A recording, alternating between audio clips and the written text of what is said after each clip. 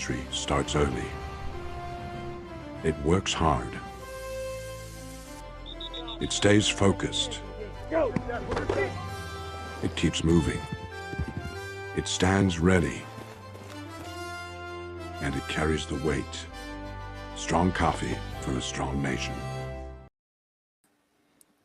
Welcome, everybody, back to another Beyond the Possible, number 29. The shadow people are watching, James. Uh-oh. What That's is it? okay. What? Who knows what lurks in the hearts of men? The Yeah. shadow knows. I'm gonna have to get that Yep. clip, and add it to my stuff. Maybe add And it I to the intro. believe that character, the author actually saw that character in his home, like as he was writing those stories and everything. Oh, really? I did Um, not know that. like an apparition. I think that's the one. It's if it's not that one, it's something very similar. But Hmm. yeah, yeah, really fascinating. So Oh, well, I'm typing over here. What's up, Nostradamus? What's up, Mike? The algorithm. Appreciate y'all being here. What's up, LJ? Appreciate y'all here for another Beyond the Possible tonight. I'm gonna do things a little different, a little bit. What's up, Jason? Got the real Jason Barker in the house. We're going to talk. Let James read some stories. Shadow people, or just shadow stories. Um, we might get in some of our accounts or whatever, but we're going to be doing more other people's accounts and let you hear them. And well, of course, we can always discuss what you think and any questions and all that good fun stuff. So, but first, how you doing tonight, James? I'm okay. Glad to be here and glad to be doing this. I figure, yeah, like you said, we'll go over these. A couple of things I would like to point out as I read these. I find these online, these accounts of experiences, and so what I do is I take out any names of people or places if they're very specific. Like I'll use if it's like a like Detroit or a major city, I'll keep that in there. But just things to protect the privacy of the people that made those posts, and then I edit them for spelling and grammar when I can. But I keep the details of these stories, as they are, and go from there. And so that's kind of how I do these. I find these online. Funny enough, even though there's a lot of pros and cons to it, a lot more from what I hear, a lot more cons. Reddit is really good for these. That's what I like. I find everything at this point. Um, but Nice. there's like 4 or 5 different forums in there that I use and that are really good for all these. So anyway, just a little background on how I do these and where I find these, and as I always say, you all can find all these too, and new ones every day. So, um, but yeah, this is I love doing this for my own show, and I thought it'd be fun to try it here for once in a while as well. Yeah, it should be fun. What's up, brother Willie? Willie's Desert Hangout. Got the coolest jams in all the land.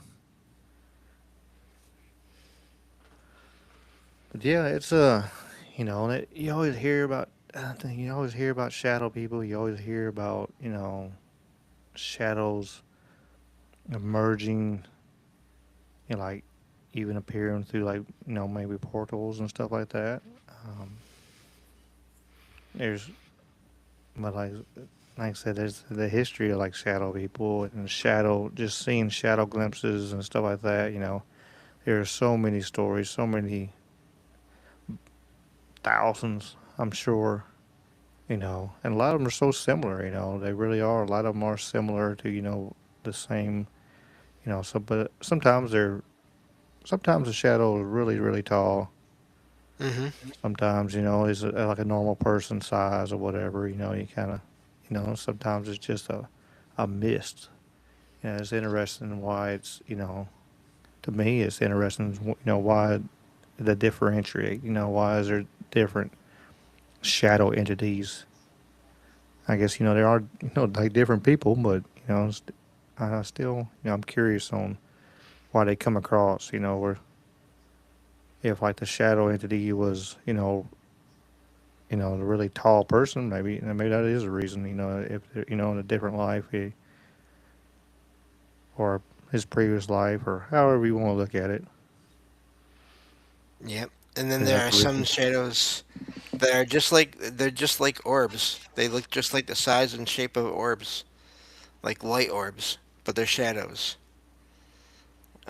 I've come across those as well. We'll probably come across those as we go here, and whenever we do this and revisit this subject and these this particular file, we'll come across more of those as well. For sure, for sure. I think we are where we're supposed to be. I think we're live on all the places we're supposed to be. So whenever you're ready, James, if you want to kick it off or get going on it, or Yeah, however you want to do it, my friend. yeah, that sounds good. And I will read through these, and I'll let you know when I'm done with each one, and so we can talk about it and go from there. But so this first one, and a lot of these I haven't read in months or even years, so this should be fun for me as well because of that. Um, this first one says, I was playing outside with my friendly English bulldog named H. My aunt called me inside for bed while I was playing tug of war with the dog. I went to bed, and my uncle came to tuck me in. Later that night, I put a goofy movie into the VHS player and had a strange feeling. A shadow figure, completely black and featureless, appeared in the room. I didn't feel scared or threatened. Instead, I felt calm and curious. I said hello and waved at the shadow figure, who disappeared quickly. After the encounter, I went back to watching the movie and had a normal night. I was puzzled by the presence of the shadow figure and felt a lingering sense of curiosity. The shadow figure seemed to be observing me from a distance. Was there a hidden meaning or purpose? I don't know. Despite not seeing the figure again, the memory of the encounter continues to fascinate me. And that's where that one ends. So, here you have something fairly common, a childhood experience. And because so many of these accounts I come across, they are adults, people that are older now, um, basically talking about experiences they had when they were kids. And I like in this one again that the shadow didn't frighten the person, the child at the time. It was a child. They were just curious about them. Also, it's fascinating that to me that once they said hello to the shadow figure, it vanished. Yeah, so it's like and once it realized it was being seen, it was just like, oh, time to Right. go. Um, yeah, and you do hear more and more, childhood people telling about their childhood, and I think it's part of it is because well, there's I think it's a two-sided coin there. Like one side of it is the child is more open to see things. Their mind's not clouded. They're very open and they're trying to learn and they're trying to. When you're a kid, you're ingesting everything you can get your hands on. Everything you see. You're putting in your memory, good and bad and different. And so you're open to see things like that. And then, and on the other side of the coin is like just more nowadays you can actually talk about that stuff. So that's why you hear a lot of people tell stories and like, hey, this would happen to me, 30 years ago or 20 years ago, because beforehand people was worried like Someone would think they're crazy, or they're talking out their head, or they were on drugs, or they were drunk. Who knows? And or all the above. Right. you know, so it's good. Like even like you said, with like places like like Reddit. There's good and bad there. For sure get in some bad spots over there, and terrible Yeah. terrible discussions. But there are some good positive parts of it that like that where people can actually tell their stories, and for the most part, most people don't judge too bad. Yeah. And I mean, there are many posts I've found too from people where they will include in their post, I was not drinking, I was not on any drugs, I have no history of mental illness. They'll feel like they have to say these things because people, Hmm. they have that stigma that people assuming all any one or all those things are happening. Yeah, I mean, absolutely.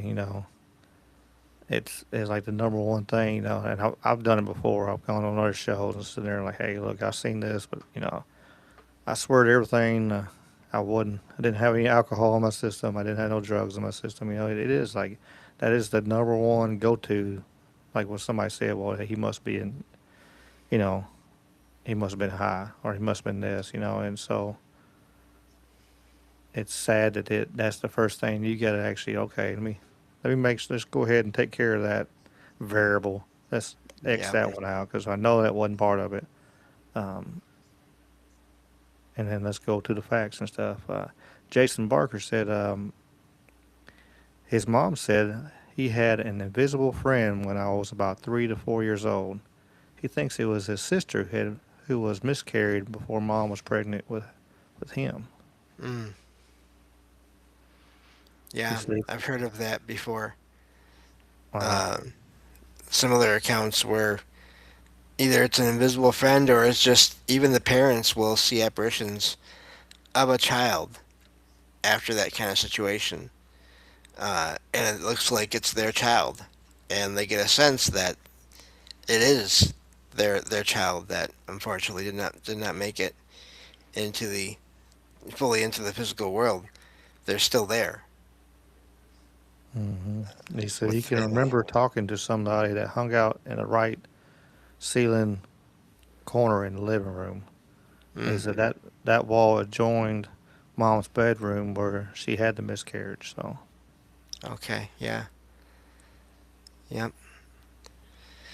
yeah. I say this a lot, but it's true. I've heard and come across similar accounts before. Lucius has a comment. Spiritual stuff aside, there are loads of dream state illusions that mess with people. That's true. Some of it is, take people's, it's actually, real dreams. And then people take it, like you always hear the wife get mad at the husband, because he was cheating and he found out it was in his inner dream, that Mm, he was, he was doing the cheating and she still wanted to kill him over it, even though he had no part of none of it in the real world. Um, I do believe there are when you're asleep. There's multiple levels there, as I learned, and there's that absolute dream state was just a regular dream or whatever. But then also there's you look lucid dreams where it's very real like, and after that possible astral projections and remote. And I say remote viewing, but remote you know tra- traveling and it's, it's a sleep world is a wild place. yeah, we talked about this before on over on Troubled Minds. I do think that that sleep state, that dream state, it it can be isn't always, but it can be connected to other dimensions, other realities, other levels of this reality. Um, the spirit world, so to speak, whatever that is. It seems like it's a nexus or a center point for where you could just branch off in any number of directions with experiences.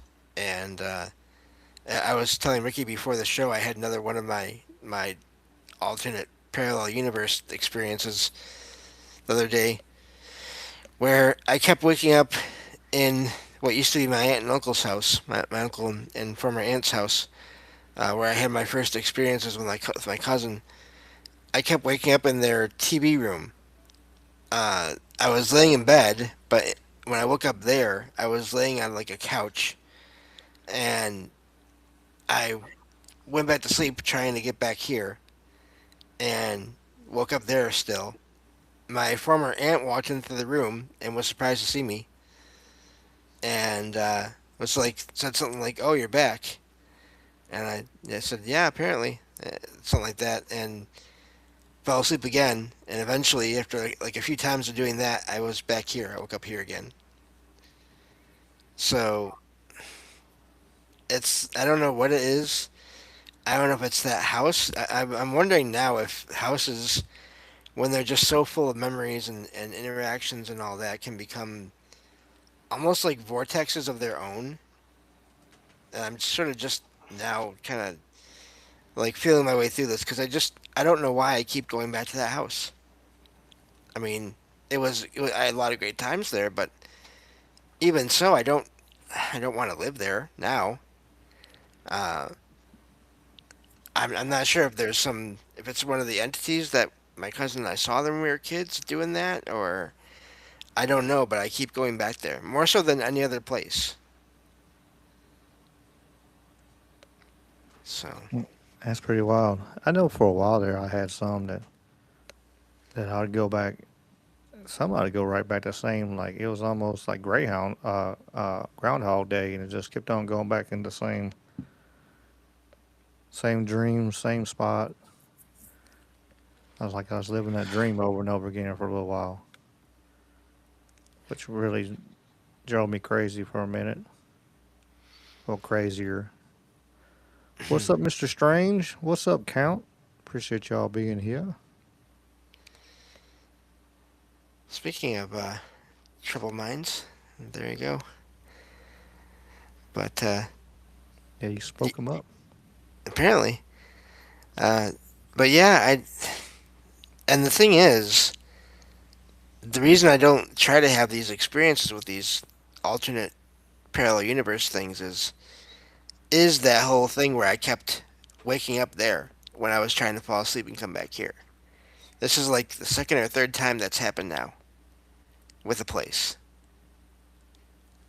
And I'm hoping that that's just that's as far as it can go because if it's not, then could I technically disappear to there at some point Hmm. somehow? Or I don't know, but it's just really odd. But anyway, there's a nice little sidetrack there from what we're talking about here tonight, but that's okay. Squirrel, squirrel. I got a funny story to tell before you get back in the stories. Yeah. It's nothing paranormal whatsoever. It's nothing like that. But I got the devil scared out of me today, Oh no. and I was underneath my house working on plumbing. I was gluing all the pipes together and stuff. I'm getting my tiny house all ready to, so I can. I about got it ready when I can actually start tile. I start tiling this week, and then I can put the bathroom back together and stuff. But I'm crawling under. I'm on my belly underneath there, reaching up, sitting there, gluing this together, and all of a sudden something jumped on my back, on my lower back, Oh no. and I didn't know what. And where all of a sudden just something hit my back. It wasn't very heavy, but it just something just like doom, and I'm like, Oh no. what in the world? And I only thing I could think about was a damn snake or something, and I hopped up, about killed myself underneath this damn thing, and turned, and then I shuffled out a little bit. I'm looking around, I don't see nothing. Then I look and I see this frog It's jumping like what are across you the ground. doing? And Yeah. then I seen it turn and jump back like, hey, let's keep playing. Oh no. I'm like, you leave me alone, frog. Yeah, like another one, I sent it as a Snapchat. It was, I had a little, right there by my outdoor faucet over there. I had opened it up and was washing my hands outside and stuff. And I looked, and all of a sudden this golden, golden looking frog poked his head out. I'm like, what are you, you're flooding my house, dude. He just, the way he looked at me, he's just like, what are you doing? And his water was hitting the ground and it was running right to this little hole that I guess he had made or was made, and he decided to take over or what in the hell ever. But and then I was like, I cut the water off and looked at it. My bad. So I went along and I had to do it again. Open it up, got a little more water, and it did it again. It popped his head out. Like, come on, man! Like, just stop flooding my house. Like, put a roof on your house, then, dude. Come on. But yeah, thought I'd get everybody a good laugh if they having a frog scaring the hell out of me. Poor frogs aren't going to be a fan of Ricky after all this. I got a bunch of them running around the property and just hopping in and everything. I didn't did anything about being a frog. Told told my oldest daughter, and she was said I would have died because she's afraid of frogs. So she was like, I would have died right there. Just,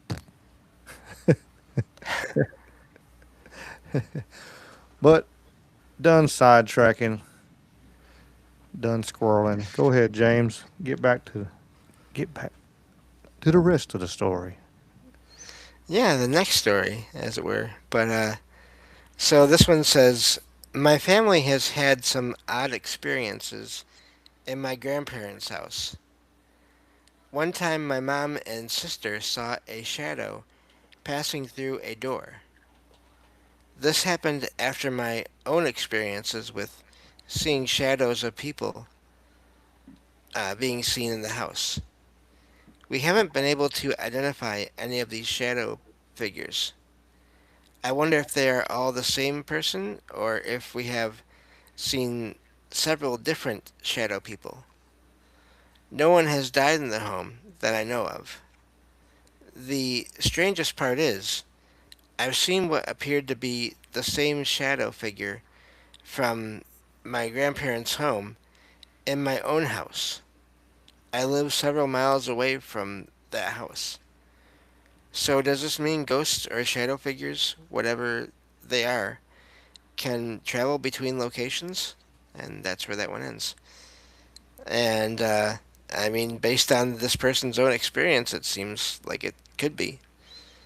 Uh, I wonder how they know. I don't know if it's maybe a sense or a feeling, or I mean, I'm guessing that must be how they know it's the same shadow. And I don't discount that because uh, I do think that sometimes, not all the time, but sometimes we can sense things from these figures or these apparitions that we see, and other times we can't.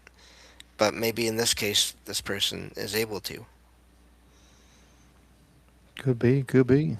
Um, for sure, it is possible. Um, Pretty cool little story though. What's up, Blake? He said, "So what's up, Rick and James?" Hello.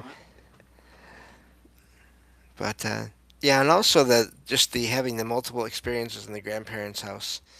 I don't think it's a common sort of trope or myth that someone has to die in a location for there to be activity, and it has to be like recently. I don't think that's the case all the time. I think that if any of these beings out there, these entities do exist, there may be some that are stuck or drawn to places, but then there's some that just move around. I do think that sometimes when people have experiences in places, if I could talk, and it's just maybe like a handful or one or two experiences, it could just be someone on another level of reality passing through a place.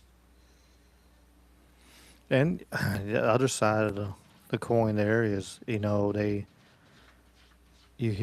do hear stories of people that are still alive and they they see like a ghost or a voice or something like somebody speaking to them. So, and it's helped them, which, it could be, it could be, I, I do believe in like guardian angels and stuff. So, I mean, it could Right. be, and then guardian angels taking shape of whatever it takes to get your attention. And, if it's your grandma who's still alive on the other side of the country, that's what it's going to take. Then, and that's what they'll do. Yep.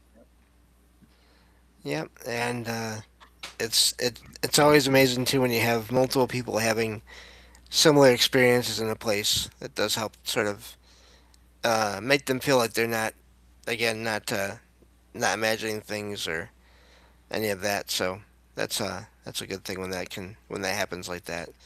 As long as it's not terrifying experiences, which they don't say that they're frightened in any way. So that's also a good thing as well. Hey, Watchman. Watchman says entities are evil in their belief, Mm. which, some could be. I imagine there are some. I know the one I seen gave me the chills and just didn't feel right. So very well could be. Yeah, there really seems to be that's a there's not really a consensus on that among a lot of people uh, and their experiences and all that. So it's not saying that anyone's wrong or right. I'm just saying there's a lot of different experiences with them where Hmm. some people have get a negative feeling from them, others don't get any feelings, others get a positive sense. So um, so yeah, all kinds of uh, different situations and outcomes from all these experiences. Oh, for sure, for sure. So let's see here. I can get go into the next one here, if unless you have Yeah. anything else, Ricky, or the chat No. does. Yeah. Go ahead. Okay. This one says, I babysit for multiple families who know each other in my area. In my most recent job, I worked for a family with children ranging from age 3 to 7 years old. The children were playing in the basement playroom. It had blue walls and an angled section near the door. The parents explained the usual routine and went upstairs to the main floor. The children continued to play peacefully with building blocks. I noticed a shadow figure near the wall that seemed to dart out of the room. I figured that a child had left to use the restroom and followed, but found no child. I returned to find all the family's children still playing in the same positions. None of the children had moved to cast shadows on the wall. I explored the rest of the basement, but no one else was present. I asked the kids if they had friends over, but didn't get a real answer. The parents confirmed that there weren't any other children present. I then noticed that when the parents entered the room, their shadows left, and when they left, their shadows returned. But I never saw the shadow figure from earlier again. And that's where that one ends. Makes me wonder if the shadow that this person saw, if it was child size, is that why they were thinking a kid had left, or not? I don't know. That's the sort of one of the major downsides of these posts is it's just a post. You can't ask questions after the fact, Yeah, but for they're sure. still fascinating. Sorry. Yeah, for sure. I mean, it would be interesting to see, but that's what it sounds like. It sounds like they had you know, a child-sized shadow moving, and you do hear a lot of stories like that. You hear somebody with a lot of kids, and all of a sudden, "Hey, there's one going down the hallway or something, or Yeah. one. I know I just seen one in the corner of my eye, and you go looking, and there's not one there anymore. It's pretty amazing, you know, and some of it, could be, possibly the eyes, playing tricks, or the way the shadows are, the sun and everything. But sometimes, for sure, it's you can check all the boxes, and it's still unexplained, no matter how you look at it. Oh yeah. Yeah. This is that's why the paranormal or unexplained is so tricky because some of the experiences are so subtle that it does seem like it's more likely it is just a trick of the light or of your eyes or whatever. Uh, but then if the same thing happens over and over again, but only in one location, then you have to wonder. So there's always just this never-ending sort of back and forth between how many experiences are anomalous and how many are not. Yeah, absolutely, absolutely. What's up, Golden Sai? What's up, Jen? Appreciate y'all being here. Yep. Hello, everyone. It's good to hear that Jen's here. That's my co-host on my show. I should say our show. I like saying our show because she does so much for Salcedo Paranormal. Yeah, absolutely. And we had a great conversation Wednesday. With the Yes. I'll start posting shorts soon, but there's one out already, and then y'all be able to see, not on Rumble yet, but it'll be on the rest of the platforms. You'll be Yeah. seeing all the shorts from that show come out really really soon. Uh, let's see, hold it before you do another story, James. A Mhm. watchman said, "I seen a shadow figure on a home rooftop, and 8 days or so later, it got raided by the ATF. Mm. It turned into an orb, or as it was, a portal opened. Then it was gone. Happened in '08. That's why I say it's evil." Yeah. There's many accounts of shadows and just a sense of dread or danger in associated with some shadow figure sightings. Some orbs as well. Some lights are said to be negative, and you hear about that in paranormal investigations where or you'll either hear about it or you'll see it on the video where an orb goes into someone and then suddenly they'll say, I don't feel so great. Um, Mm-hmm. so yeah, there's I don't doubt that, and there are shadow like I said, it's probably further on in this file. I found at least a couple of accounts of shadow orbs, shadow spheres, and sometimes they're just a solid sphere, nothing else.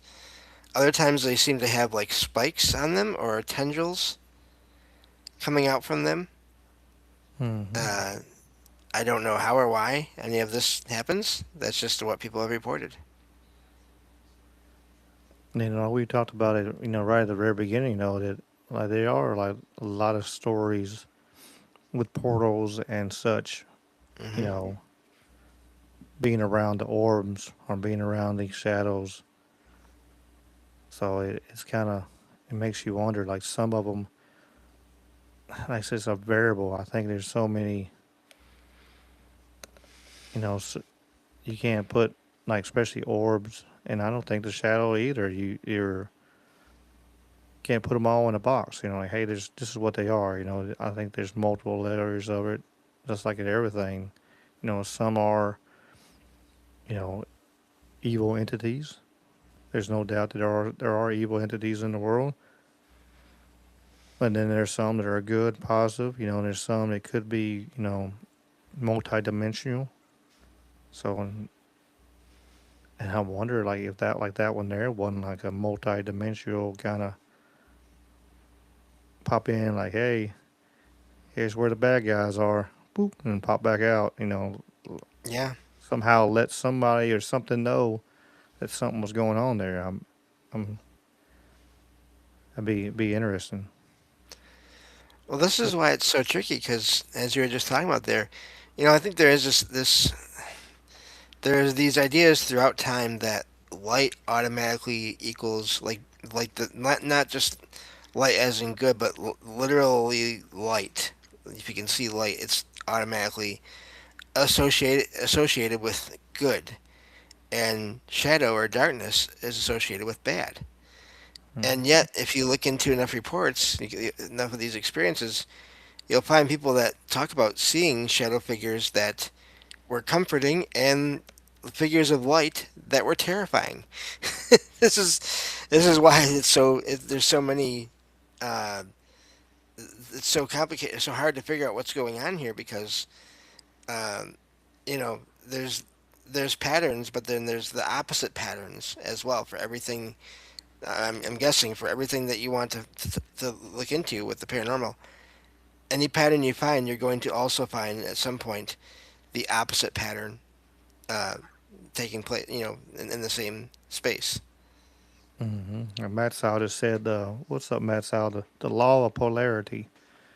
And yeah, I mean, it's just like a yin yang. You got the balance. You got the good, the evil, the light, the dark.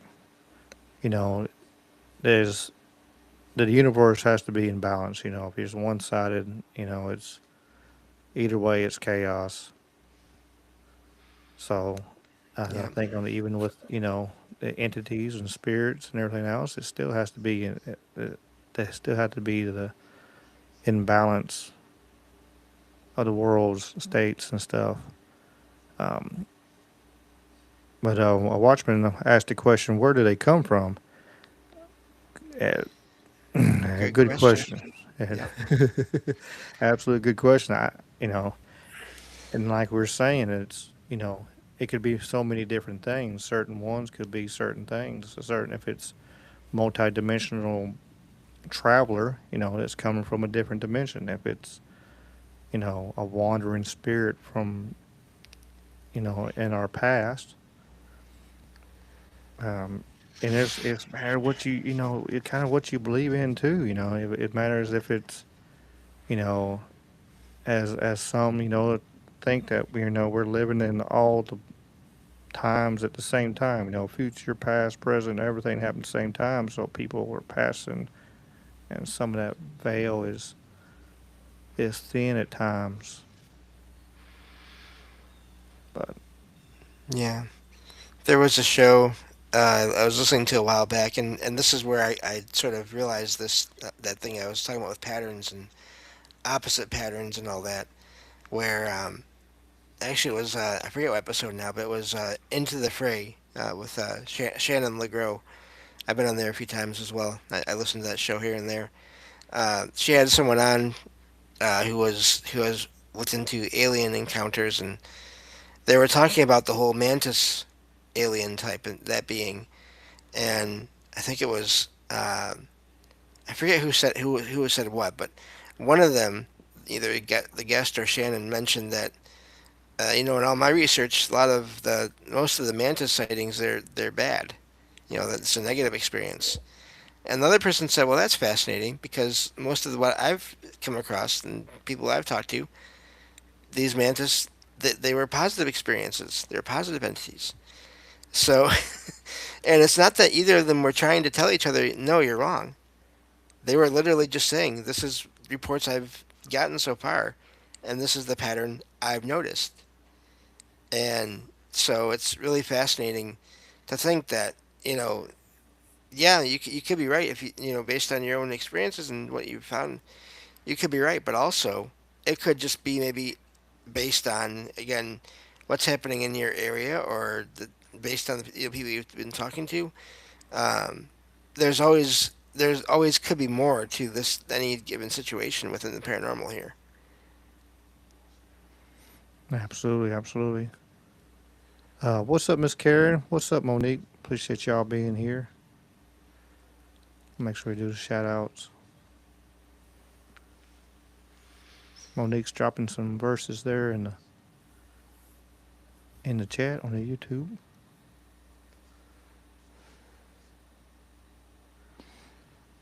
Monique says that what on what James was saying though, it is interesting that the words positive and negative have come to mean good or bad. Mm-hmm. Yep. That's and part of that polarity, it's going back and forth. Like it's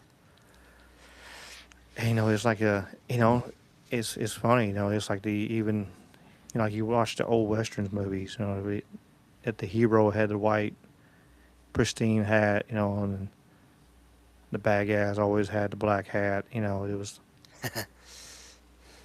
I guess it really didn't and until like the '70s and stuff. It started to change on that. With like Johnny Cash. Good men wear black, and like Chuck Norris had that movie talking about that. Where so it's where he was a good guy, but he was he wore a black hat and stuff. But it's funny how you just get in the the good guys wear black, and yeah, it's funny how even through movies and everything else, they turn around and see that they have people have drawn lines and said this is what is good, this is what is evil, and some don't waver on it, even though that's not 100% the case all the time. Yep. Well, and even with orbs of different colors, depending on what website or person you talk to, uh, that based on their experience and their research, a red orb is bad or a blue orb is bad, and then you go to someone else and they'll say, "Oh, I've had good experiences with red orbs or blue orbs." Uh, it's real to me to this point now. I'm okay with everything being just unknown, uncertain, and there being just all the things happening in any different point in time or space. Where yeah, there are patterns, but there's also again other patterns, and um, I don't think it's. I think that idea we have here on this show, everything above or all the above. I think it is. It's really how things are within all these anomalous spaces. Yeah, absolutely. It really is. Quick before I forget, Mike says, Rumble says hello to James. Hello, Rumble. We make sure we're getting Rumble. We can't leave Rumble out. No, and I'm sorry I can't watch chat and see you all talking there. It's just too many things to look at one time. But No, you're doing great, James. yeah. So well, here's another thing we've talked about before: cemeteries. So this next one, unless you have anything else, Ricky. No, let her rip. Okay. This next one says, my husband and I recently visited the cemetery in the town where I am originally from. I wanted to show him some family graves dating back to the 1800s. We explored the cemetery and passed by a church. I pointed out the resting place of an important community figure and mentioned the legend of devil's hoofprints on a box-shaped tomb. We also read some other markers about local history. We were on our way out through the church's front gates and walked toward the main road when we both got the sense of being watched. That is when we spotted a shadowy figure that disappeared when we fully looked back. My husband confirmed that he had seen it too. Half joking, I suggested it could have been a family member of mine saying goodbye. And that's where that one ends. So it makes me think of a certain GoPro camera that was drained on a certain visit to a cemetery a little while back. Hmm. Yeah, I still haven't touched that thing since then, so I haven't charged the battery and tried it again without. I should have been. I should have had it going while I was running that excavator. I just got out there and got busy. This nice southern humidity has been nice to work in last couple of days. But yeah, it does kind of seem to remind a little bit, huh? Yep. And one of the things that at some point here, probably in a couple of weeks, Jen and I will be talking about on my show is cemeteries and uh, and just how weird they can be or how they can just be normal. It just depends on the location. All cemeteries are unique for sure, especially especially get down towards like New Orleans and stuff where everything's above ground. Hmm. They got some unique structures and stuff, and it looks so wild. You go around there and around Louisiana and stuff and see the mausoleums and stuff, and it is a wild sight, really. Yep. And I mean, there's so many reports of all kinds of things seen and heard in cemeteries. Shadows are fairly common, uh, but yeah, that's and I mean that person they were joking about. It could have been family. It could have been someone from their family. It could have been someone else. There's really no way to know. Hmm. Yeah. Jen says she's looking forward to it, James. Oh yeah, that'll And be that'll be a good show. yeah, like I said, one of the wildest. I need to get my friends. I'm trying to remember who else was. I know. I'm pretty sure I know one of the persons that was in the car, but I don't remember who the third person was. I'm gonna have to reach out to my friend and see if they remember that night. The one I went by that cemetery and had seen all the orbs. I've had a couple cemetery situations happen to me. I rolled by one on my bicycle and had the temperature drop like 30 degrees as I rolled by it, and forgot it was even there until the temperature dropped. And I turned and looked and like, oh, oops, it's time to go. I started pedaling hard as hell, and of course the thousands of orbs I seen there at National Cemetery, which just like this energy of the city and the sanity of all them soldiers and stuff that's buried there. It's got to be something going on. Got to go be something going on in the National Cemetery.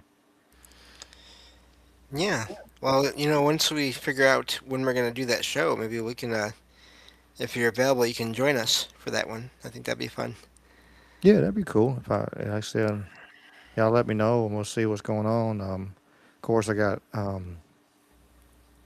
shout out I guess to myself. July 11th, I'll be competing in the cage Okay. Well, maybe we'll that maybe we'll Saturday night. save. That's for that Yeah. Saturday night. I'll sure be out of pocket. Um, but I'll try, like I said before, I'm gonna try to make sure I'll get the link out to the live stream for the ones who want to try to watch and stuff like that. So Yeah. And we can save that cemetery show too. I mean, it's our show. We can decide when we do what we do. So yeah, we can arrange something. But for sure. Watchman's got a question for you, James, before you go to your next okay. story. Yeah. So, do you pray for protection when you use spiritual realm hunt?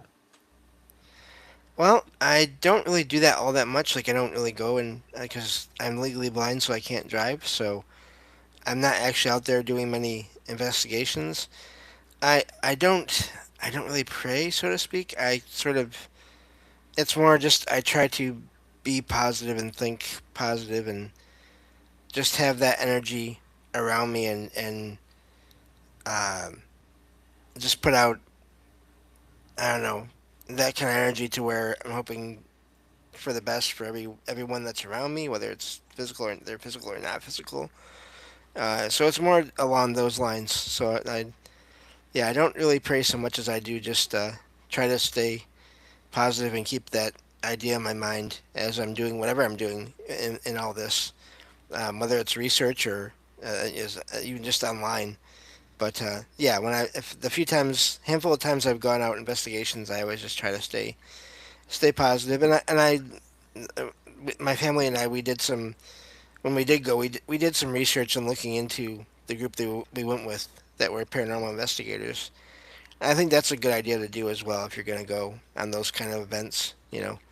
Um, find out what you can about whoever you're going with, and make sure they seem like decent individuals. So, but yeah, Yeah, for sure. You don't want to get somebody go to a place and they're kind of wild and crazy. yeah, Don't want to try to call out the demons or something. Come attack me. Do a Zach exactly. Bagans on it. Like, yeah, like attack him. Don't attack me too. I'm just here. Yeah, yeah, none of that. Thank you. Yep. I seen a cool thing. I think on Facebook last night or when I was doom scrolling for a second. They're gonna have a bunch of different like celebrity ghost hunters like going to be. Where in the world are they going to be at? I think one of the asylums or something like that. Is it Penhurst? I think it is Penhurst. I think Yeah. there's going to be several of them that way. You could actually go ghost hunt with them. Of course, if you paid, you pay no cheese to do it. Well, I think there's a whole convention that if that's the place I'm thinking of, they have a convention there now, like a paranormal Paracon now, once a year on Hmm. that property, which I get investigating, but the rest of the stuff I'm not crazy about. Yeah, it looks like they're supposed to be doing a lot more hunts there at Penhurst, Okay. which Huh. could increase the activity, or because there's more people running around. You never know. Yeah. As some say that the more people and the more energy they can use, the more activity it will be. Different people coming in, they want to show off sometimes. Yeah, or they just get tired of them, tired of the people showing up. I think that Yeah, get happens out of my too. house. You're Yeah. disturbing my rest. Like an old man on the porch throwing stuff at kids going down the road. Get out of my yard. Yeah. Uh, a watchman has another question for you. Okay. I guess, maybe for us or you. We'll both answer. What do Yeah. you think about the Ouija board? You never see spiritual realm hunters using it or talking about it. Well, some do, but yeah, it's not super common among like all regular paranormal investigation groups. But I think it's a tool, and like any tool, you can use it either use it wrong in the wrong way or be sort of like a hammer. A hammer is a great tool, but there's only certain things you're supposed to be hitting with the hammer. Um, and if you hit other things, then you could hurt yourself or others. Mm-hmm. I think it's similar with any kind of divination sort of tools or techniques. And I think that if you're going to do that, then you have to devote a lot of time to it and be aware that there could still be, even with the best of intentions, there could still be um, unfortunate events that happen. You could still make contact with uh, other beings that you rather not communicate with, but that do want to communicate with you or manipulate you or whatever is going on there. So, I mean, there are people that have made careers of using those tools, and they've had their share of negative experiences, but they practice with them over and over and over again to where it's that's a small percentage of their overall experience. So it just depends on how much risk you want to take um, in dealing with that kind of stuff. Yeah, because I know I've heard so many people talk about it. Of course, I don't. I kind of run from them damn things. Or I was in that thrift store. I sent James a picture. I'm like, nope. Um, but because you hear stories, and people talk about it. Like a lot of mediums and stuff. You hear them talk. I think I've heard not to quote her. I think I've heard Cindy Causa say it before, and others. You have to make sure when you're using tools like that, of that kind of caliber.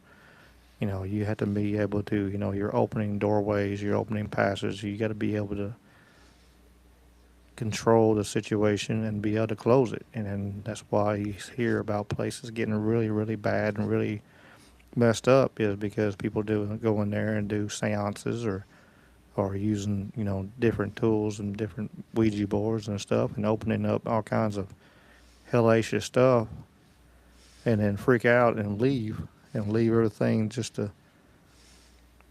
as a damn open screen door for stuff again. Just walk back and forth as much happy go lucky as they want. Yeah. And that's when you hear about the evil stuff. It could be, and you hear stories about. And that's when you hear stories about like the other entities there or something like that. Like, hey, help us. Like, hey, we're the good ones, but there's something terrible walking around here with us, and even we're scared of it, kind of thing. Yeah. And I know that sometimes in some cases it can be just the sort of subconscious or just the minds of the people. They're causing their hands to move slightly to give false positives. And other times nothing happens. But I don't doubt there's something to it because I had an experience once. Not that I've ever used a Ouija board, but I had an experience once where I walked into a store that sold board games, and all kinds of stuff, and wasn't looking at the shelves. I was literally going in there to get like a pop, like a can of pop or a candy bar or something. And as soon as I walked in, I got this weird feeling and kept on going, and it went away. And I stopped because I was thinking, what was that about? Why did I never had a weird feeling in here? Why was it just in one spot? So I backed up and looked around, and right next to me, where I had walked, there was like three or four Ouija boards in their boxes on a shelf. Yeah, I that's was like not what aware happened to of the me. Ouija boards. Sorry, yeah. No, go ahead, James. Oh, I was not aware that they were there. Uh, so there was no conscious like power of suggestion. They're like, oh, Ouija board's scary. No, I literally did not see them. I'm legally blind. I'm extremely nearsighted. So there was some energy already, or entities. I don't know if conscious or not conscious, but there was something already attached to these boards, even though they were still in boxes. And that's the interesting part. It's already have a maybe who knows what the situation is with them. Something some kind of power is put on them or whatever. I had the same situation there at that thrift store I went through, and I was walking along, and all of a sudden it was like I was looking to the right, and someone's like, look to your left, just that pull, and I Hmm. turn to look, and there's Ouija board sitting here, and then I look, and his whole booth is all like demonic, weird statues and different, imagery and all kinds of stuff, and then with Ouija boards right there too. And I'm like, yeah, it's time to go. Yeah. Let me get out of this spot right here, because sure, like truly, it's just like you said, when you're walking by, all of a sudden, just like boop, let me turn and look. Well, I need to turn and look, and I turn and look, and holy shit! And then I'm like, oh, it's time to go. Leave Yep. me alone. Yeah, I agree. It is not a toy. I'll be. I seen. Oh, what's his damn handle? One of the like TikTok and Facebook and stuff plays the videos and stuff, and he and it was a video, and there was somebody who found a Ouija board up in an attic, and they cleaned it up. He's like, yeah, we're gonna give it to our child for a charcuterie board, where they can eat meats and cheeses and Oh, stuff on it. jeez. I'm like, he said, that's how the end of the world's gonna be. Some little kid is gonna open the portal to the seventh level of hell with a piece of cheese or something, you know. But yeah, like yeah, no, there's certain things you just don't play with. What's up, Mister Chad? Appreciate you being here.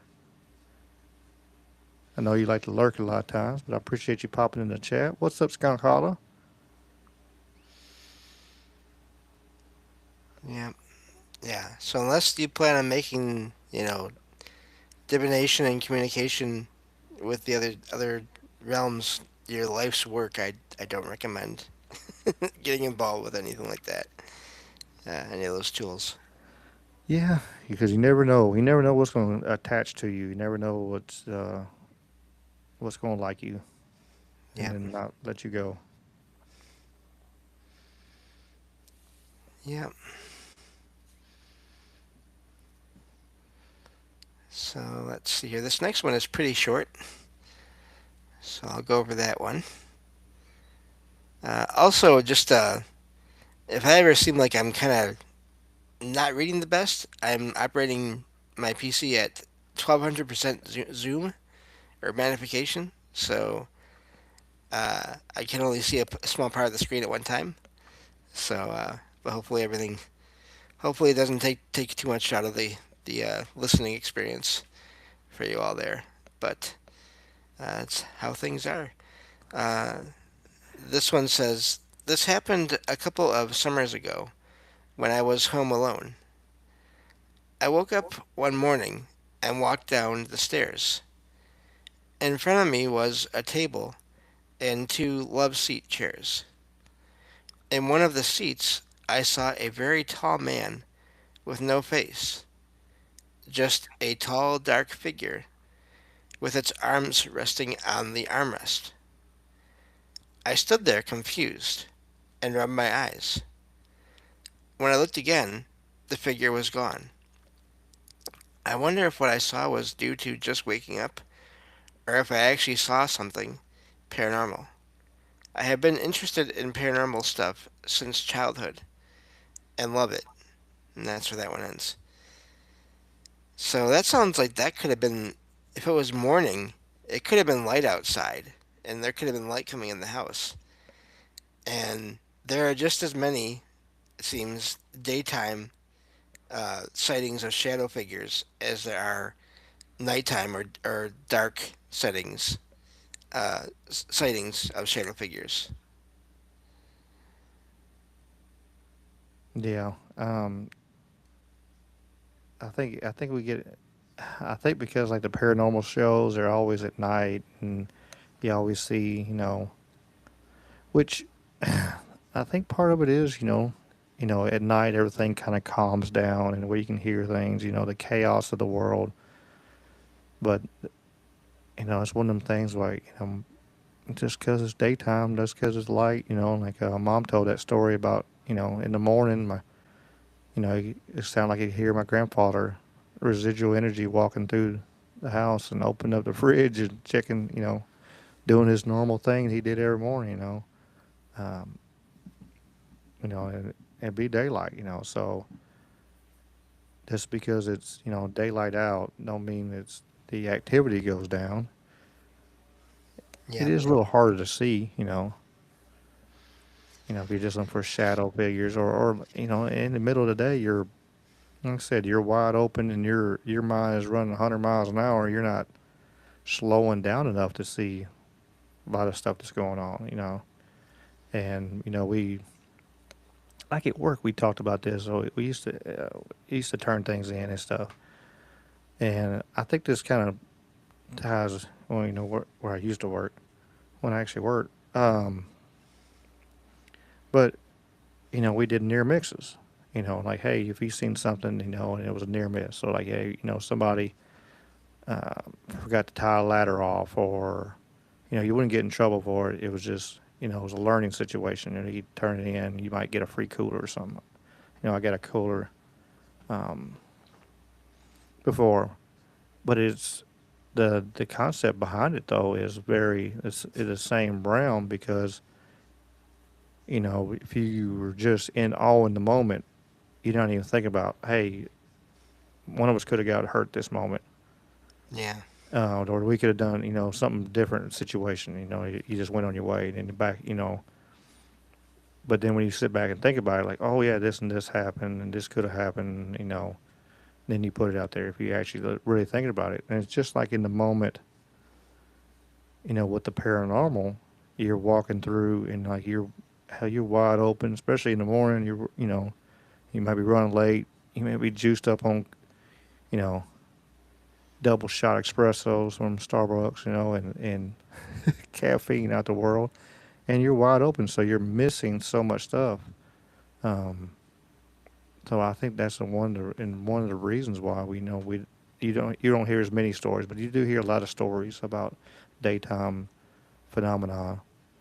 But it's because you're not slowing down. It's and then to throw in another like variable of realm is like I like to ride my mountain bike. I haven't done it in a while. I need to, but because it slows me down, and I'm like, hey, look at this, ride around the cities and stuff like that. I'm like, oh, check out, look at that new place there. I ain't never seen that in my life. Look at that place. I didn't even know that was there. And I turn around, I'd bring people along with me, like, hey, come ride with me. Like, okay, and you ride through these streets that they drove 1,000 times, and then like, what the hell is that? I didn't know that was there. Well, you're slowing down to process because you can't only go so fast on a bicycle, Right. and so you're slowing down. And the same thing is like especially at night, you're slowing down so you can process more, and that's when you see more. Yeah. And I think the number of people that are around at any given time can also it can mask paranormal activity. Uh, I've heard this before in many cases where people hear sounds in the middle of the daytime and in the house that they're in, or even I guess it could probably happen in the workplace too. But I've heard it more with houses in general, where it's a family. There's a family that lives in a house. Parents or a parent and kids. Well, time passes, years go on, and eventually those kids move out. And but then the parent is still at the same house, and they realize, oh, I just heard the same sound again. It must be this kid of mine that's doing whatever they usually do, and they stop because they realize, wait, there's no kids here anymore. They're not kids anymore. And so then you start wondering, were you was there stuff going on, paranormal stuff going on, years and years here and there. Not. I mean, there's obviously going to be a lot of times where the sounds really are the people that are in the house, but then you have to wonder how many, even if it's a small percentage of the sounds that you heard, were not people in the physical realm. Absolutely. I mean, once you take out the variables, then that's what like the ghost hunters and stuff. They're always, all right, where are you at? Where are the people at? Well, it could be that, and that's one of the major debunking things. But yeah, um, so a lot of people would they just blow it off, and now you think about it, like, yeah, it's just kids. It's just that. It's just an old house. You Yep. hear that saying? It's just an old house. It creaks, it moves, which some of them do, especially some Right. old ones. It absolutely does. But that don't mean all the sounds are just the house creeping or the kids. And you start walking around and you look and the kids are passed out Yes. and the animals are passed out on top of the kids um, and then you start, wait a minute. You start knock it out like, okay, well, it couldn't be that. It couldn't be that. Well, And it maybe it's been a is. rat. Yeah. And it is weird too, because like I live in an apartment building here, and it's a single-story apartment building. There are times where I hear bumps and bangs, and I can tell, oh, that was from this neighbor or that neighbor on either side of me, or oh, that was the pipes, the something. water went through a pipe and it made it move a little bit or whatever. Stuff like that. But then there's other times I hear bumps and bangs in here and I can't trace them. It's like they come from somewhere in here, but they're just, it's not from anything that I can say, oh, it was next door, or it was this plumbing or that plumbing. It's just random bumps in here. And it happens in the daytime and at night. Same with the closet that opens on me every so often that I just find open. It happens at night, but it also happens in the daytime. And it's one of those metal sliding, folding closet doors that usually makes noise when you move it. And I never hear it. I'll just find it open, even though I've been here the whole time.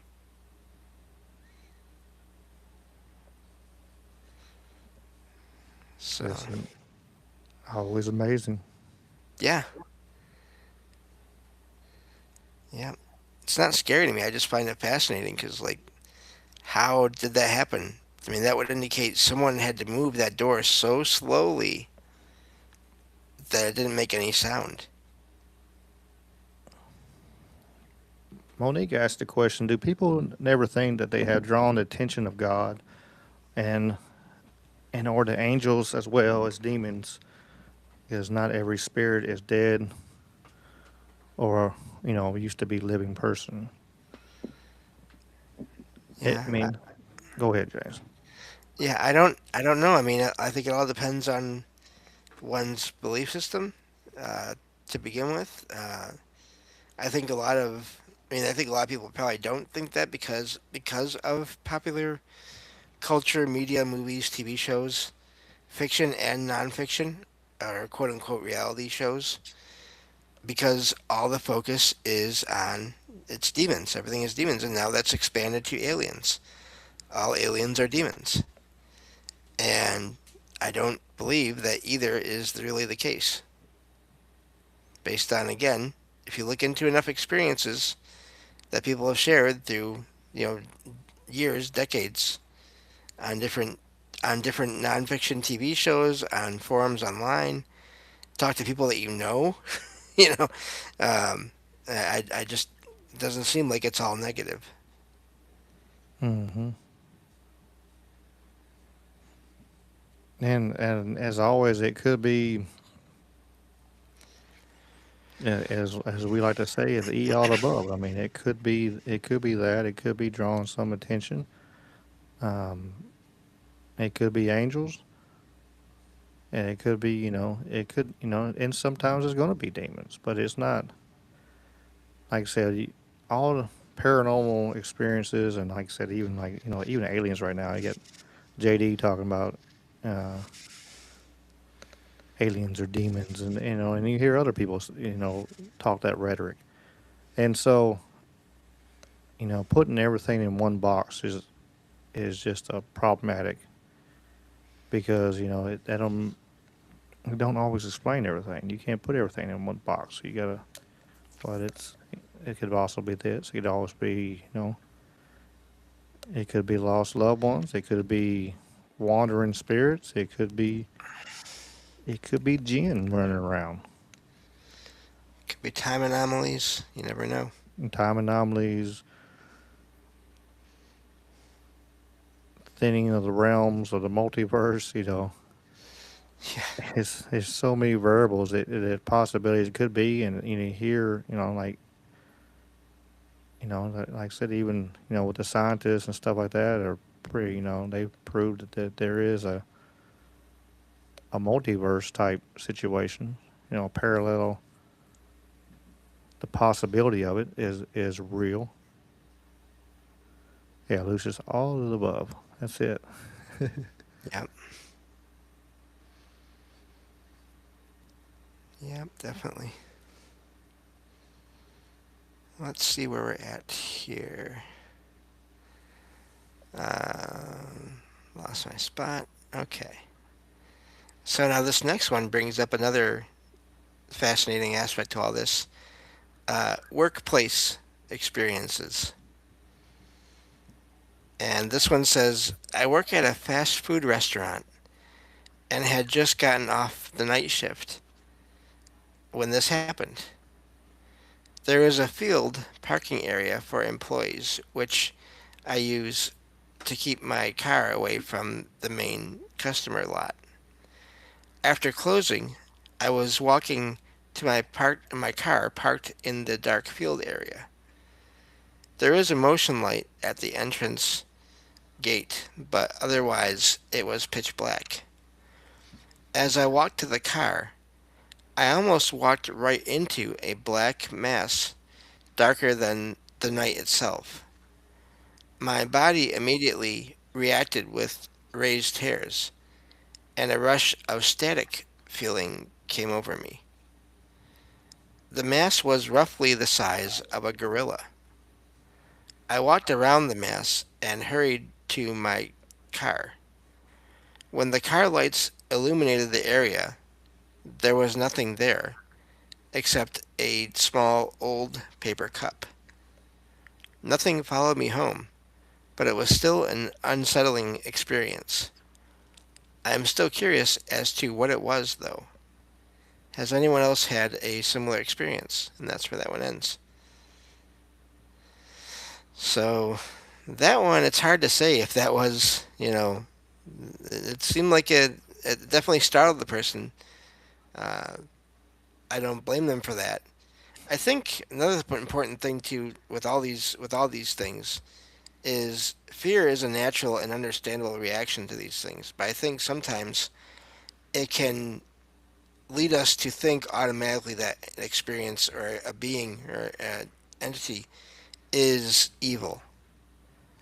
When, for all we know, and I've found accounts of this, sometimes other beings that people see appear to be just as frightened of the people as the people are of what they're seeing.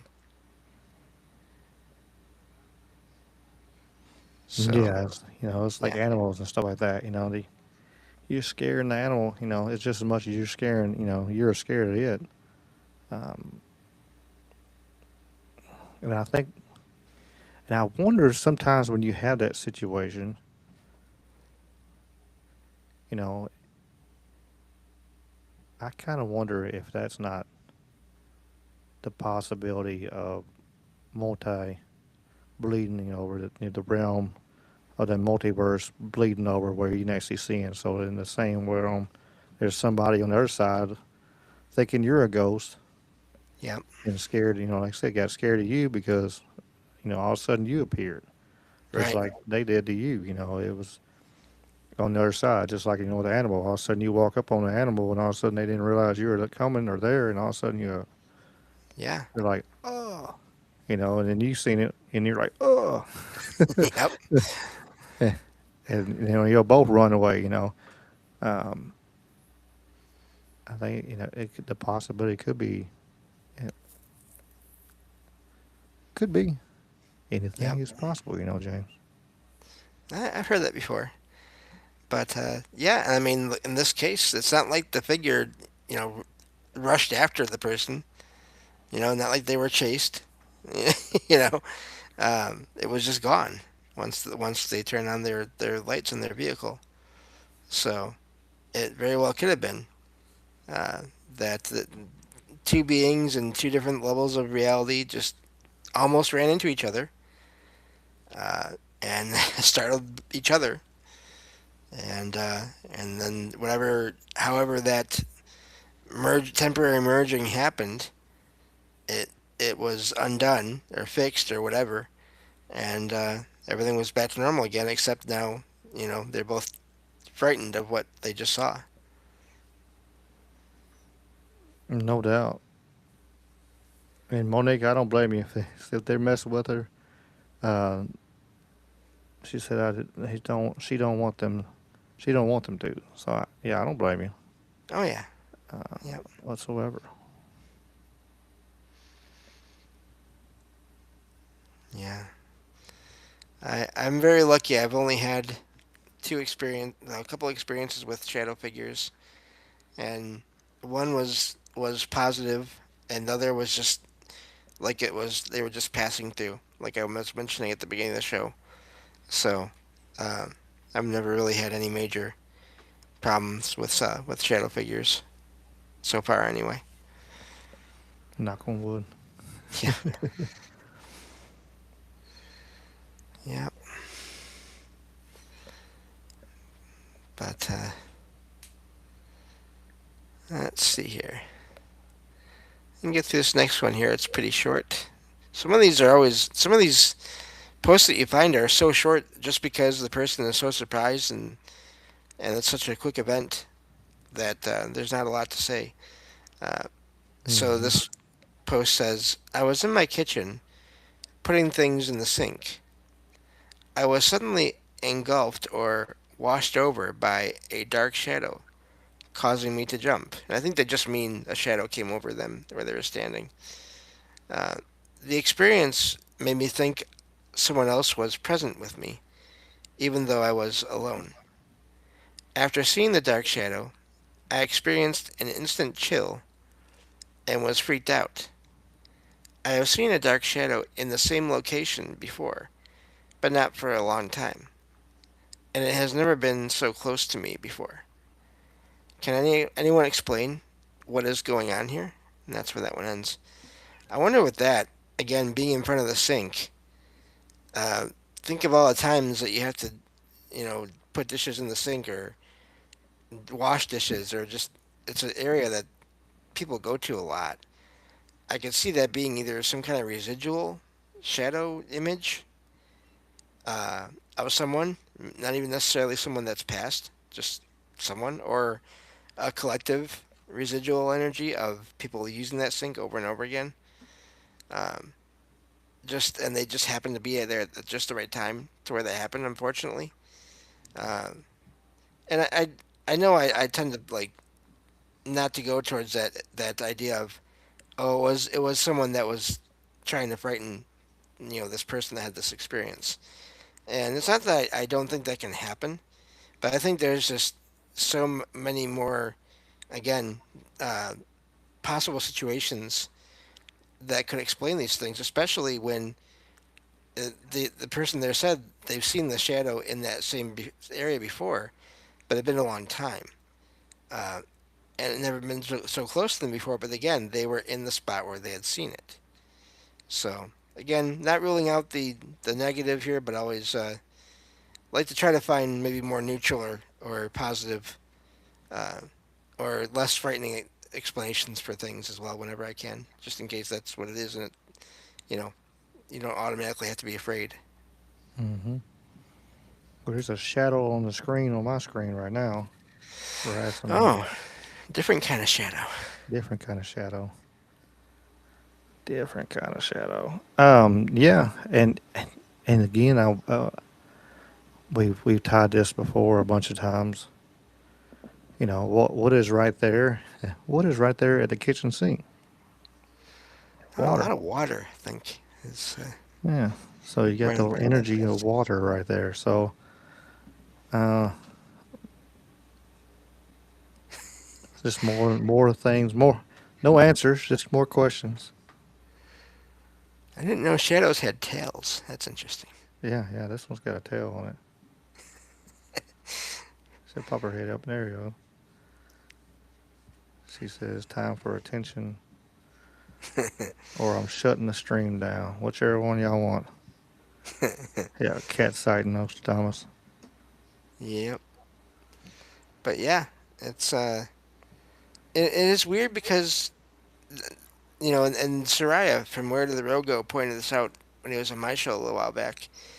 It's weird that there are these sightings in kitchens and bathrooms where there's water, but then there's also water going through all like some of the walls in houses too. And so I wonder, is that why in some cases there are experiences that are had in other parts of houses? I there's no way to know, but like it'd be fascinating to look at or to talk to more people about their experiences and say, okay, so what part of the house were you in when you had this experience? And also, do you know if there are any pipes in the walls in that room? And find out, how many cases there are versus how many cases there aren't. Uh, because, again, that would, if that sort of corresponds with the experiences that are had in rooms like kitchens and bathrooms where there's faucets, then maybe there is something to that. But if there's not, then again, how and why does that happen? Hmm. For sure. Absolutely. Absolutely. Crazy cat. Crazy cat. Well, it probably doesn't help that we've been saying their name over and over and over again this Yeah, yeah, episode. yeah. It's like, oh, you're talking about me. About time.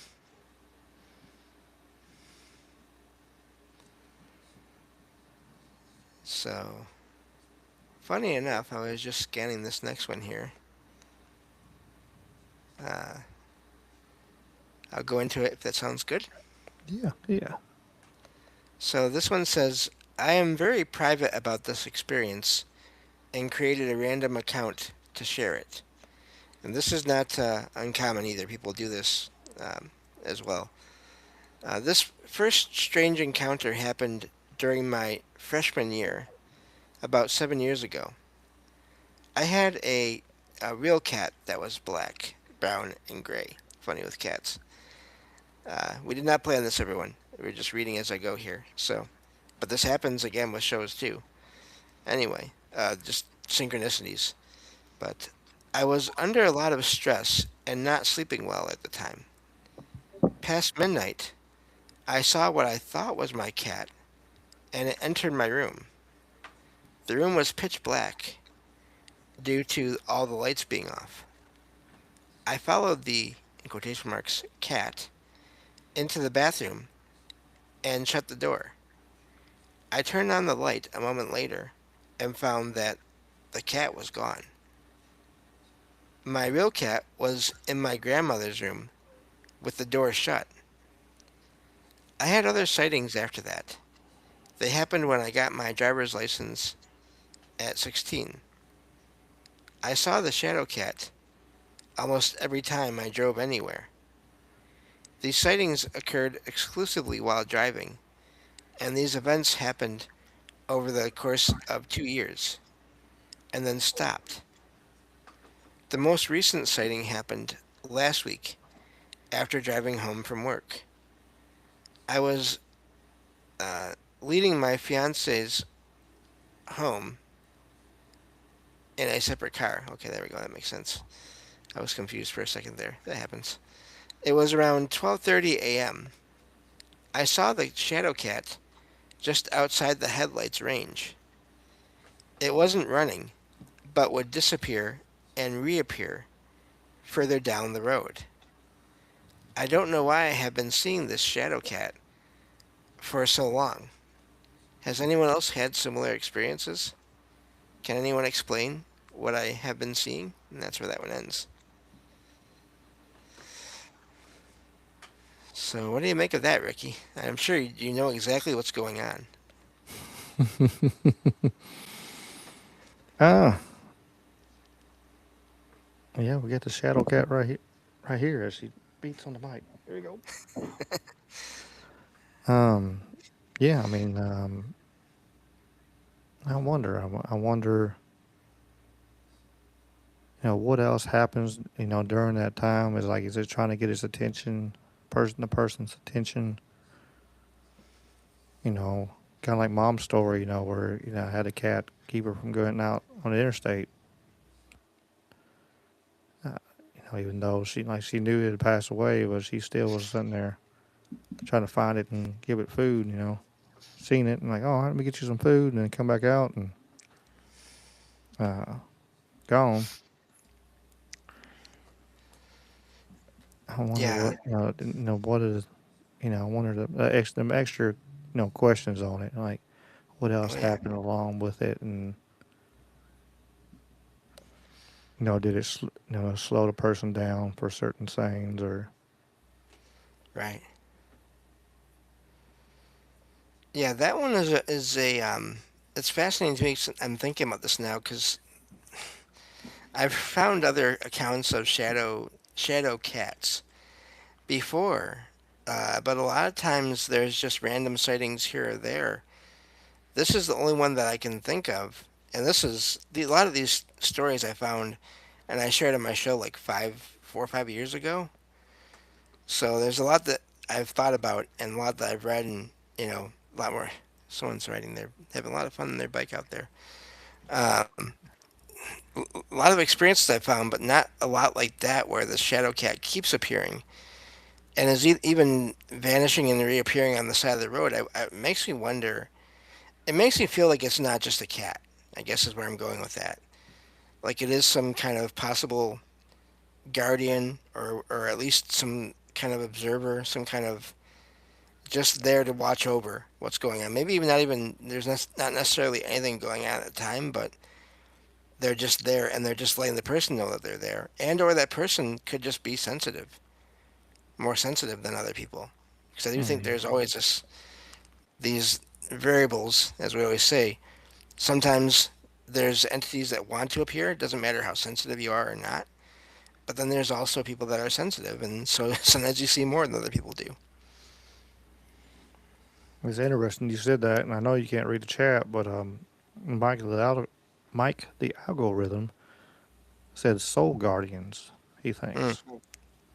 could be with that one especially.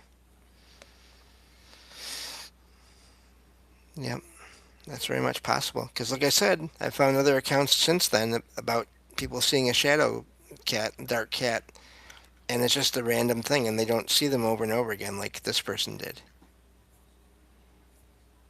Mm-hmm. Like I said, I do, like I said earlier in the show, I do believe that, um, guardian angels and stuff like that, and I do believe they're going to take forms of whatever to get your attention. Because we all have our things that we look for, or we're going to stop. If you're an animal lover, you're going to, if you see Right. a cat or a dog, something like that, you're going to stop and wait a minute, there's a dog right here. Where'd this dog from? If you're not an animal lover, you just not think two things about that animal. You just keep on walking and stepping. So you had to Yeah. have something else kind of get your attention. Um, so I do think they could take forms of many different things to whatever we need to give us what we truly need to keep us out, try to keep us out of trouble. Sometimes we still don't listen and we do our own thing and we're like, my head and I gut feeling I should have done this other thing, but I just gone ahead and kept doing this, and it's human nature though. Yeah. Oh, yeah. What's up, cuz future? Appreciate you being here.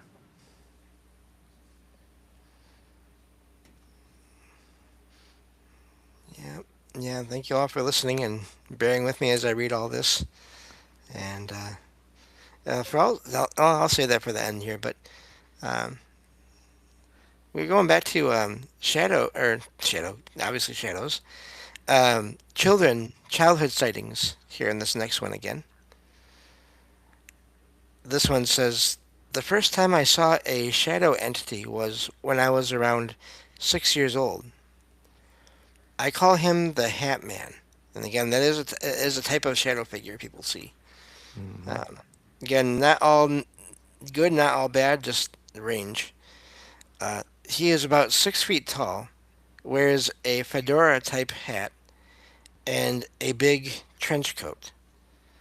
I only see him as a silhouette. The figure would stand next to the fridge or in the hallway. He would be visible for about 1 to 2 seconds and then walk out of sight. As a child, I would run and try to catch the figure. As I got older, I would walk away when seeing it. I saw this figure less as I got older. Now it only happens about 2 to 3 times per year. I am now 18 years old. My last sighting was earlier this year. It happened the same as before. I saw a silhouette appear, and it then walked out of sight. The experience is much scarier now that I'm older. I would love to know more about this type of sighting, and if anyone else has had similar experiences, and that's where that one ends.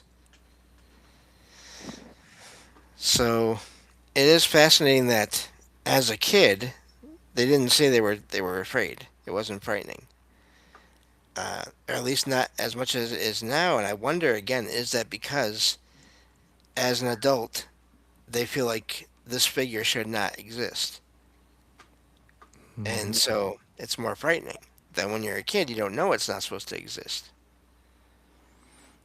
And that and kids aren't scared of nothing really. Some of them aren't. They, Right. they'll he turn around, hey, jump off this, jump off this rock in this water, okay? You know, I remember when I was a kid, I jumped, I jumped my bicycle on my ramp so much, and I remember I didn't even get find me nails or anything. I just stacked boards on top of each other and made me a ramp and was jumping it until I hit so hard that I messed up my front brakes, Oh, and jeez.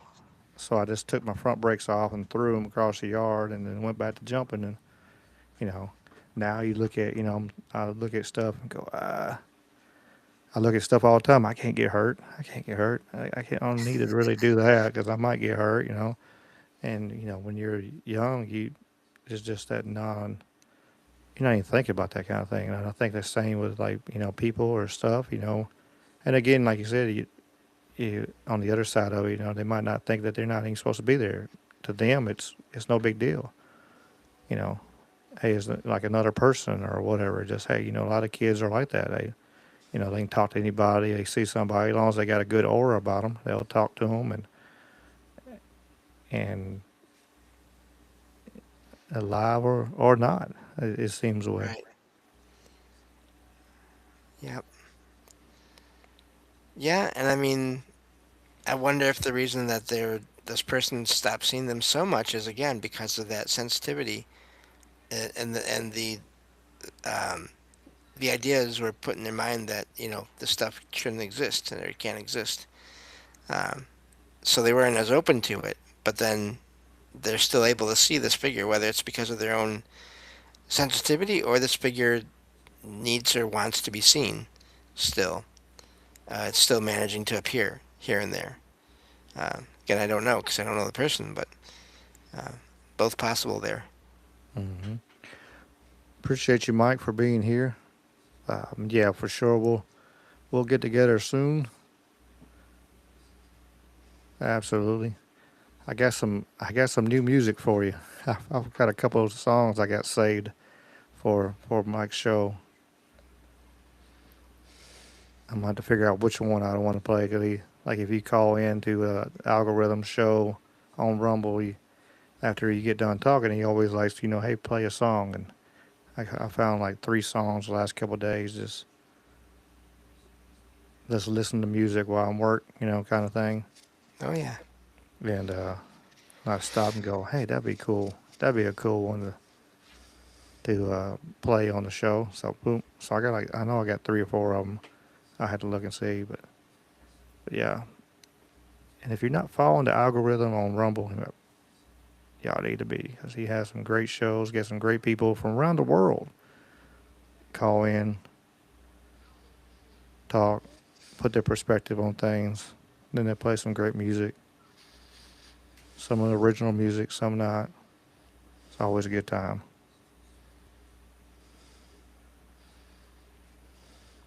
As always, we're always trying to build all our friends up and bring all the tides up and bring all the shows and everybody. We can all grow. We can all win. yep, sounds good. Think we can get at least one more story in here before we end. Yeah. We got 15 minutes or so. Oh yeah, We then do probably a have. couple. Yeah. Yeah, we got 15 minutes.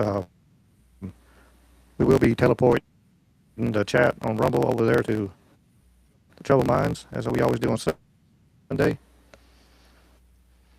Looks like the wrong register. 3 tricksters. We'll be talking about tonight.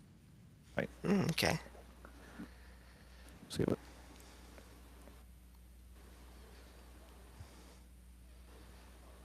Sounds good. So it should be interesting talk. Should be interesting talk. Especially, looks like it's gonna be talking about the aliens, and they were supposed to. Lots of people were supposed to get abducted the other day, and doggone, it didn't happen. So Well, having had the possible experience, I'm glad on their behalf that didn't happen. I don't know if I believed it was going to happen because yeah, these days I don't know. But that's a whole other topic. yeah, that one lady from Brazil said it was, and then she kind of retracted, and I don't know. Anything's possible. They might have ran them off though. Once they realized, oh wait a minute, they know our plan, so they're like, well, we can't do it today. We got to do it another day. We got to do it on the 4th of July. We can't do it on this day. Yeah, I don't know. It's it's really quite the world that we live in. But so this is another It is. workplace. Sorry. Oh, I was like, it is. But yeah, go Yeah, ahead. this is another workplace sighting here, experience here. This says I worked at my current job for a couple of years, with a 1 year break for maternity leave, if I could say the word. The location is a shop with an upstairs office overlooking the shop floor, tills, and stock area. The building is on an estate that used to be an old cattle market until the late 1990s. Since working here, I have seen a shadow that doesn't make any sense. The shadow was a dark figure that appeared to be 3D, as in three dimensional. It is often seen peeking out from the corner of the upstairs office window. It usually appears in my peripheral vision and disappears when I look at it directly. At first, I saw the figure that way. Recently, I saw it standing at the top of the stairs in the doorway. I then heard a whisper saying, "Hey," near the tills when alone. These incidents increased after I came back from maternity leave. A new manager started during my maternity leave. They have seen a similar figure while opening the shop alone in the mornings. They also noticed that it would disappear when looked at directly. Most recently, he saw the figure appear to dodge his gaze when he was on a ladder. We have both seen the figure independently. We discovered our shared experiences through conversation. We had no prior communications about this between us. No one else has mentioned seeing the figure, although at first I thought it could have been a trick of the light. I don't think so now that I know that someone else has seen the shadow figure. And that's where that one ends. So now this 3D uh, effect is not uncommon. Um, Sometimes they do appear to be just the solid mass of darkness, but again, has thickness, has, dimensions to it. Not necessarily features, but still like the size and shape of a person. Um, so I'm wondering, again, that is fascinating that there's two people there that had the similar experiences. The whispering is also fascinating because in rare cases I have heard of, it's not super common, but I have heard of shadow figures appearing to talk or whisper or speak a little bit. It's never like a ton, but just a little bit here and there. Uh, so that's also a rare but not completely unheard of aspect to all this. Yeah, for sure. I mean, that had to be kind of, you know, a 3D, so they had, features. Imagine that they had arms and body and just, you hear that, but they just have no face. you Right. know, be a dark entity and dark thing, and but it'll have all the features, but it won't have a face, you know. And then sometimes you hear, you know, it won't it like missing legs or something like that. It'll be a half torso, you know, apparition or something like that. And then, like you said, and then sometimes, you know, and that's why I wonder, you know. And sometimes it's just like a mist or you know a blob, like we talked, you know, the other stories that you told tonight. That's why you know I really do think that you know there's so many variables of that what it could be because it comes in so many shapes and sizes and ways. You know, you can't like okay, well this is this and this and that. You know, you know,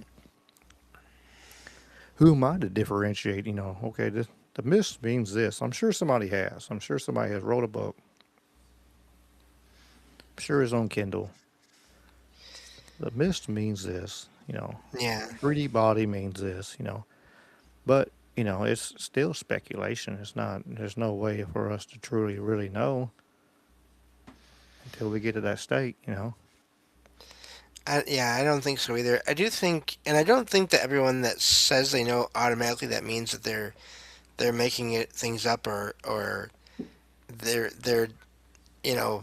I mean, yes, there are people that will do that to get money and but then, like I said earlier in the show, you have to consider if you've been doing research and all you ever find, however it happens, is accounts that all seem to be of the same thing, then you may come to the conclusion that like I said in one of those accounts there, if you're seeing a hat man, it's automatically evil. But Mhm. that just that's probably not the case. That just means you haven't found other accounts where they don't appear to be evil. Um, it's just really so. It's not that I don't think we should ever anyone should ever go after anyone for claiming they know things. Just be aware that they probably don't know things as well as they think they do. Yeah, there's a lot of people. You know, have some titles they put beside their name that you knew is questionable how they got it. You know, I wonder. You know, how do you become certain? You know, especially when you watch some shows and stuff like that, and they pull out this long ass title. I'm like, how do you become that? I've always wondered, like, how do you become that? You know, you can become the expert paranormal of the known universe, like James, through years of Uh, research. But you know, be like a demonologist, like you know, where you're hanging out with demons, and I don't know. like I always say, for the record, I do not claim to be this expert everyone speaks of me being. So We have multiple eyewitnesses, so we do, yeah. but that still does not mean that I say I'm an expert in these things. There is a difference. Oh, for sure, for sure. Um, I know Mr. Strange is getting his video, he's getting his stuff set up, or he'd have some kind of comment. I know, Oh yeah, absolute. But you know, seriously, you know, there are, you know, we had to. It's one of the things, you know, especially on this stuff here, you know, question everything. You know, when I'd really do, you know, especially when somebody said, well, this is definite, you know, especially in this realm, you know, you're in hmm the paranormal and they're like trying to give you definite answers, guarantee this is what it is. I'm like, there's no definite in this. I mean, we truly, you know, is all it is speculation. We don't truly know. We have some ideas and some very good questions and some, you know, hey, this happens, so this happens kind of thing. But, you know, like we talked about tonight, it happens so much different stuff, you know. Different things are called the same thing, you know. yeah. The And then you get the possibility of opposite. guardian angels could be different things, you know, and come from different realms and different spots. And you got so many other type of entities out there, and, and not saying that they're not real, you know. Um, you Yep. know, you have jinn and trickster spirits and stuff like that that, you know, play jokes and We've heard many stories and stuff like that happening. Yeah. Keys missing and come back and keys are in a bowl and then turn around and you walk through the whole house and you come back and the keys are in that bowl. Like I know I looked through that bowl, I pulled everything out of that bowl, Yeah. and then I come back and they're in the bowl and there ain't nobody else here to mess with me. Supposedly, Yeah. um, that's when things like that happen. It makes you question the possibilities. Yeah. And different people give the same name to different things, and I think people also give different things the same name too. I think there's Yeah, all these both extremes happen, and so. But yeah, I yeah, this has been a lot of fun doing this. I think we'll have to. I have some other folders or some other files that are general sort of genres of experiences that we can get into, and other shows like this going forward here, and creatures and lights and apparitions, different things like that, just sounds. So we'll have to switch things up, whenever we do one of these, and go from there. I think. Oh, absolutely. It's good to like I said, we're good on the whim, just swinging for the fences, going back and forth, and just talking, and just pull up a subject, but it's good to hear, hear other stories, and it's a good way to kind of reaffirm to people that hey, if you had a similar story, you're not alone. There are many Yeah. people that had the same stories like you have, or so it kind of gives comfort to some that that you might not have that comfort because you think you think you're the only one and you're you're out there and you're by yourself and there's nobody else to help you on your journey, then you realize that there are others that's been through the same things you are or seen the same things you are. So there's ones out there that can help you. It gives that sense of comfort for sure. That so it's good to get the stories out there and get many places and for the ones that and this is really good. I think also on the other side of the coin that for you know for people who can hadn't had an opportunity to listen to your show. Now they can kind of see, okay, this is how James' show kind of goes. He tells the stories, and you explained it a bunch of times, but actually hearing it now, so maybe you know you can gather some more people on your side, and I said we'll do more back and forth. We got I got more guests. Just working on scheduling stuff. It's the scheduling Yeah. part is always the hard part. Oh We yes. try, it's the absolute hard part, and then being running around like a chicken your head cut off, and you miss an email, and then I'm like, oh, and I seen one today where somebody had reached back to me about scheduling a show. I'm like, and I thought they had just ignored me. I said, well, I hadn't heard back, so oh well, Right. it is what it is, because it happens that way too. Oh yeah. But yeah, it's gonna we'll have some more guests coming on here, especially some more paranormal, supernatural guests coming on Sundays. I got some great guests coming up. Like I said, I got my friend Ryan Dalton coming up on the 8th. So a week from Wednesday, it's going to be a good one.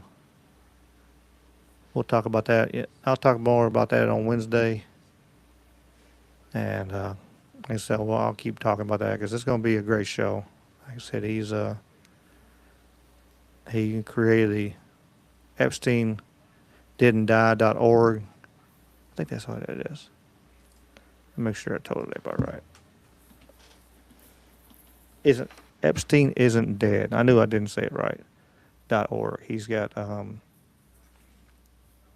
great evidence proving, not proving, but showing very good strength to his uh, theory. And he actually went out there to Epstein Island and got arrested. snooping around, and he's got a laundry list of stuff. So it's gonna be he fights against child traffickers and stuff like that in the area. Like I said, he's a legitimate badass. So he's gonna be a really good guest coming up on the 8th. Of course, we got the show coming up this Wednesday.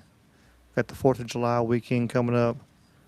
Hope everybody gets to spend time with family and really enjoy it.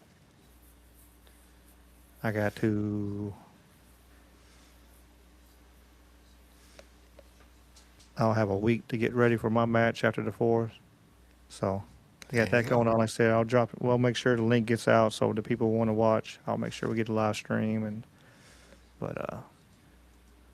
But James, go ahead and give you your outro, and we'll tell everybody about where to find you. And we'll call this a night.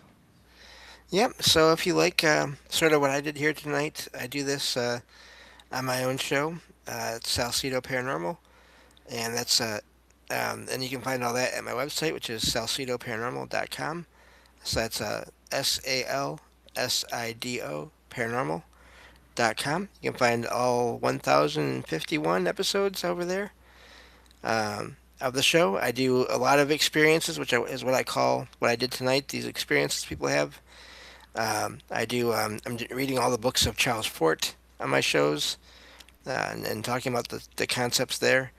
And do topic-based shows and other experiences shows with Jen, the Arcane Observer, on my show as well on Saturdays whenever she's able to make it. So you can find everything to listen in and support my show and friends of the show over on that website. And thank you for having me as always, Ricky. No, yeah, no problem. Glad you were able to be here and tell these stories. I think everybody enjoyed them. I appreciate you, everybody in the chat. Appreciate y'all doing that. Appreciate the lurkers. Can't do it without the lurkers, too. Much love to y'all. But check out the links. Make sure you subscribe. If you're lurking and you haven't subscribed, make sure you subscribe. We got lots of more content coming. I promise some day shows are coming. I'm going to have to do some day shows coming up. So I think things are going to get, I don't know. I'm going to try to do some day shows, though. So you got to be subscribed because those are going to be pop-ups. You never know what's going to happen with them. And then, of course, Wednesday nights, Sunday nights, we'll be here. Well, I'll be here. James will be here on Sundays. Or you never know with James. He might pop in like he did last Wednesday. So anything is possible. But much love to everybody. And let's get out of here and let's do some teleporting.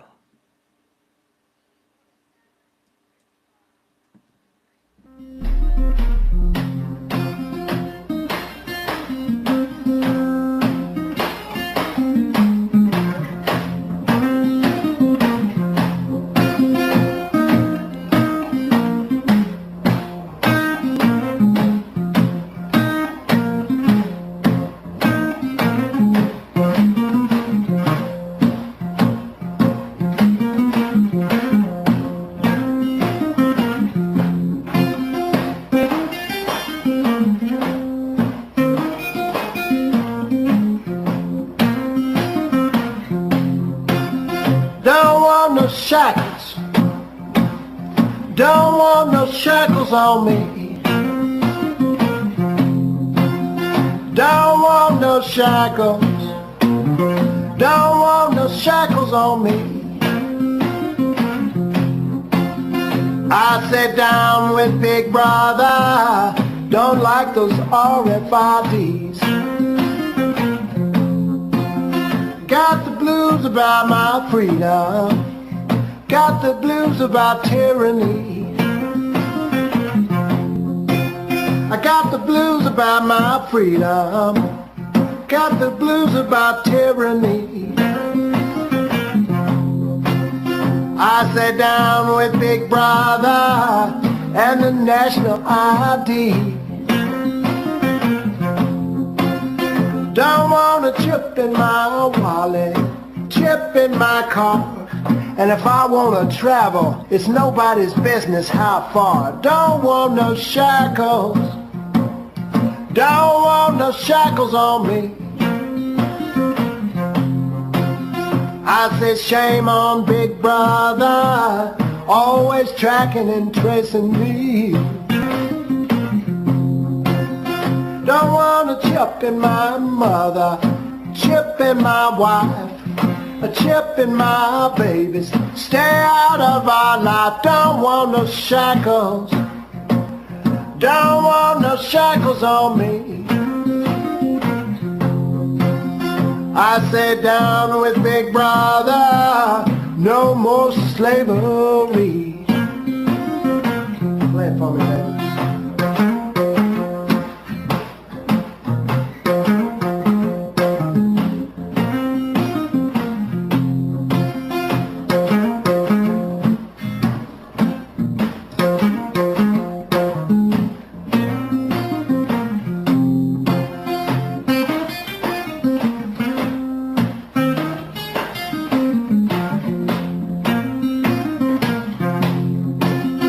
Now, do you want a chip in your forehead, a chip in your arm, always tweaking your brain and causing you harm? Don't want no shackles, don't want no shackles on me.